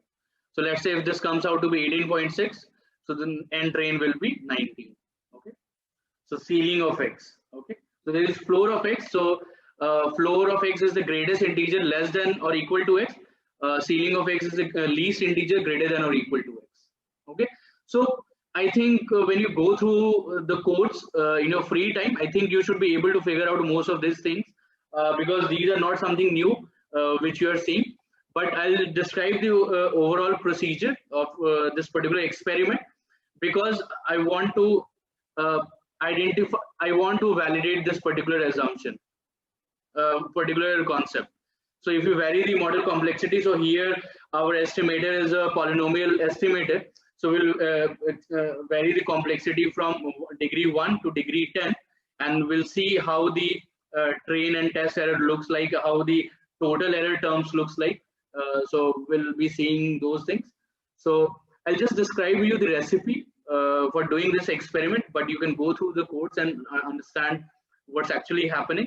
So yeah, so for each data set, so we'll be doing 100 simulations for each degree, and in each simulation we'll have a data set with 25 observations, and we're keeping 80% of train observations, 80% of observations in train, and the rest 20% in test. Okay, so this is how I create the train, and this is how I create the test. Okay, and I'm creating some dictionaries of lists as in my values. So this is a function. I don't think you have encountered this, but this is similar to dict, but here we can provide a function as well. So my value will be a default list, right? So if I don't have any value, right? Now, yeah, moving ahead. So for each data set, so for that is for each simulation. So remember, n data sets is 100, and then so for each data set, of course, our y train and y test will differ, even though x train and x test are the same, right? So x train and x test will be same for all the simulations, but y train and y test will differ because we are randomly sampling the noise from the new normal distribution, and so we'll of course have different data sets because the valued pair, which is xy, that will differ for each data set. So y train is this and y test is this one. Okay, so now for each degree of the polynomial, okay, so this is the model poly degrees. This is the list which is from 1 to 12. Okay, so this is from 1 to 12. So yeah, we'll repeat the experiment for all the degrees from starting from 1 to 12, right? And for each degree we'll be doing the experiment across all those simulations, that is across these 100 data sets. Okay, so what we are doing here, so for each degree, so let's say for the for degree 1, right?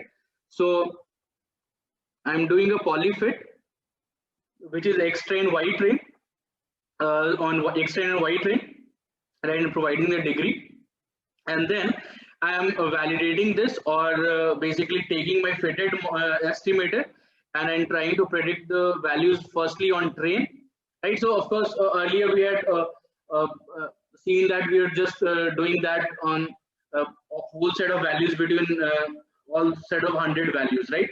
But here what we'll do, we'll predict that on the values of train, and then we'll predict that on the values of test. Okay, and then so we'll calculate the train errors and test errors. So how do we calculate the train errors?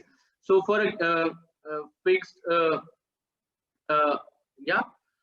so for a given degree, so we're calculating this pred test and pred train, right? So for each degree, so this will generate a dictionary, as in degree will be your key, and you'll have the list of values for your train, right? So train predictions, and here also you'll have the test predictions. Now we can calculate using the error function, we can calculate the difference between your train and actual predicted train and the actual train, and also for the test we can do the same thing, predicted test and the predicted test value, actual test values. So in this way we calculate the train and test errors, and then if we want to average this over all the simulations, so we'll take the mean across the axis 0. Okay, so this is this is how we'll get the average model prediction. Okay, and then so our bias squared will be average model prediction minus our actual function for test squared, right? So this will be calculating over the test data set, right? So this term is calculating the bias squared term, remember from above. So this is calculating the bias squared term, right? And then we have another function which is calculating the estimator variance. So here also we're calculating the average model prediction, and then for each model prediction we're taking the expected values. So we're calculating this particular value, right? So this one, right? This value. So for now we are doing this on pred test only, right? So this will help us give the bias and the variance across our test data sets. So now, so for each polynomial estimator, right? So what we can we'll have a list of complexity train error. We'll have a list of complexity test error.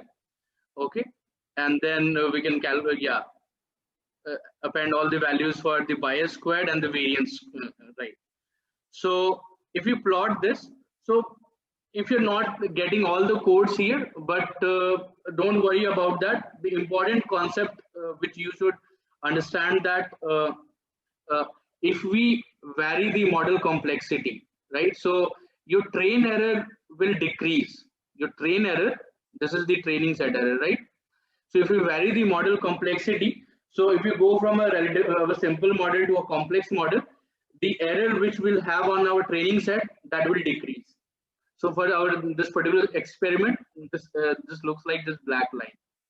But if we calculate the test set error, this sort of decreases and then increases. Okay. So right. So this is test error is data which is not seen by the model. So model is not performing well. So I'll say that a simple model or a very complex model, they will evidently produce high errors on test set, right? So a model with, let's say, an optimal complexity, so it will have the least error for your test.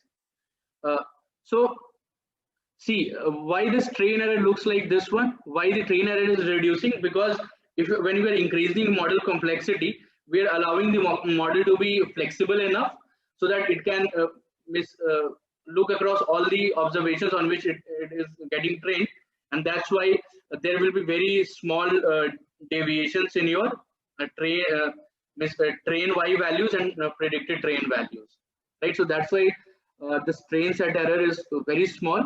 It decreases when we increase the model complexity, but this test error, it increases, right? So this test error is the sum of the components of two components, right? Bias squared plus variance, and then of course there is an irreducible error component. So if you look at this particular graph on the left, so let's say if I'm just focusing on test data set, okay. So if I increase the model complexity, so see bias is decreasing. Bias is decreasing, right? This blue curve, this is in fact the bias squared. The variance, in fact, but variance is increasing if we are increasing the model complexity, right? So so for as you can see that for each value on this test data set, because model is really complex, so values are sort of very fluctuating, and that's why we see high variance, right? And then test error is of course some of these some of the blue and the green one, and this is this particular maroon colored curve here, right? And our optimal model which we'll select will be here, right? Which will give us the least error, least total error across test, right? So this is what we are saying, right? So this is our optimal model in this case. Okay, so yeah, so we can again say that polynomial when we are increasing the complexity of the model, so this is overfitting. So when we are overfitting, so it's essentially the training error is quite small because we are overfitting, but the test error will increase a lot. Okay. In a model when we had a very simple model, the train error was large and the test error will also be large. Okay. So this model, the model with a low complexity. So we'll call this model uh, with high bias and low variance, right? So this is high bias, right? So blue curve is high bias and this is the variance. So this is high bias, low variance. And but if we are increasing the complexity of the model, so that model will be high variance but low bias, right? So we'll have to there will be a trade-off between your bias and variance because these are acting in opposite directions when we're increasing the model complexity, right? And we'll have to find a middle ground to choose our optimal model, right? So in this case, I'll go with polynomial degree 3. Okay. So this is one yeah, photo or image which you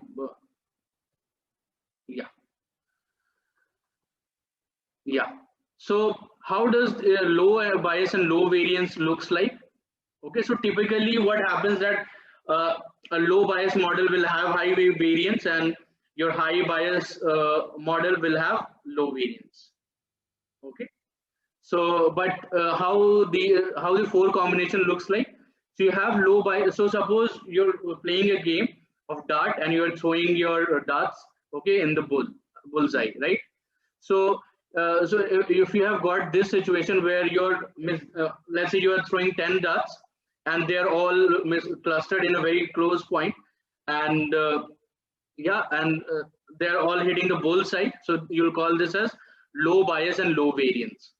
But let's say the darts which you had thrown, so they are mostly around the bullseye, means they are closer to the bullseye, but they are sort of relatively spread around. So this what we'll call is low bias and high variance.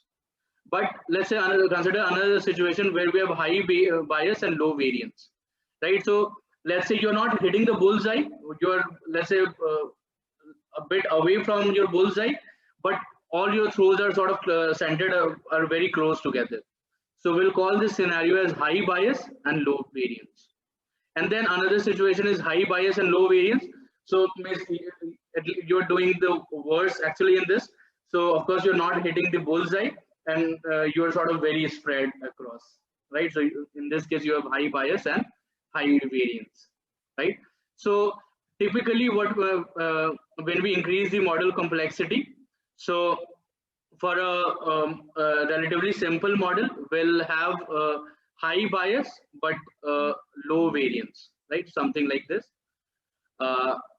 But if we increase the complexity of the model, we'll have low bias and high variance. So low bias essentially, so the decrease of bias tells you that we're moving from underfitting to overfitting, and the increase in variance will also say that we are moving from underfitting to overfitting.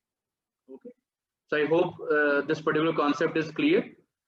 So just to recapitulate before we conclude this session and have the quiz. So we discussed how the bias and variance of an estimator are related to squared prediction error on the test data set. Okay, so you should remember that we're looking at the error terms across the test data set. At that data set which we have not included in the training, right? So we are training our model, and then using that model we are making predictions on our test set, and then looking at how our model is faring at making predictions in this test set, right? So we actually know the true function in this case, so we can sort of calculate all these terms, bias squared, variance, and all these stuff, and we can see how the error looks like, right? So again, so of course in this particular class we focus on regression model, but these concepts can be carried over to the classification problems as well, which we'll focus on the next week. So for an optimal estimator, we'll want to have sufficiently low variance and sufficiently low bias, right? So this is what an optimal estimator should look like, right? So uh, so at the cost of decrease in variance, right? We'll have a increase in bias, right? So that's how these factors are sort of working in opposite direction, and we have to find a middle ground. But ideally, we'll want to have an estimator which has low bias and low variance. So it's not very complex enough, right? So it has some optimal complexity. So that's how well that's what the kind of estimator we want to come up with, right? Because in machine learning tasks, you want to be very good at your predictions, and that will only happen when we have very good estimator. So this testing error is also called a generalization error, as in uh, how your model is generalizing to unseen data, right? So we have fitted our model, and how our model is generalizing to any unseen data, right? So as you can see that if we have a very complex model, so it's not generalizing well, right? Because the error is quite high on this side of the spectrum, right? So it's not generalizing well. Also, a model with a model with high bias or very simple model, it does not also generalize well to the test data set, but we will have some optimal uh, model with optimal complexity, which will generalize well to our test data set, right? So test data set is also known as data set which is unseen by the model, and then we'll use that to make predictions and evaluate how our model is. Okay. So I'm of course not expecting all of you to understand all these things at once. So go through the recording, go through these notebooks, try to see what the experiment is all about. Okay, and you will be able to make sense of why these things are happening and why we're calling G3X as the optimal estimator, right? Because of course it's giving us the least error across the test data sets.